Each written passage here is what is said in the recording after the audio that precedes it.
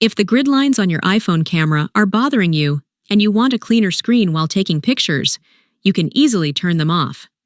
In this tutorial, I'll show you how to remove them quickly in just a few steps so you can enjoy capturing photos without any distractions. So, before we begin, if you're new to my channel, don't forget to subscribe and turn on the notification bell so you're always updated when I post new tutorials. Now, let's get started. The first thing you need to do is find the Settings app on your phone. Once you're in Settings, scroll down a bit and look for the Camera section. When you find it, tap on it. Inside the Camera settings, you'll see a variety of options to adjust your camera preferences. Now, locate the Grid option in the Composition section and tap the switch next to it to turn it off.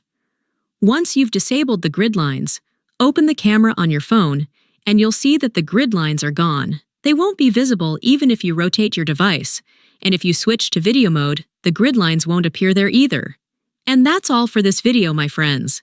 If you enjoyed it, don't forget to leave a like, share it with your friends, and subscribe to my channel for more tutorials like this.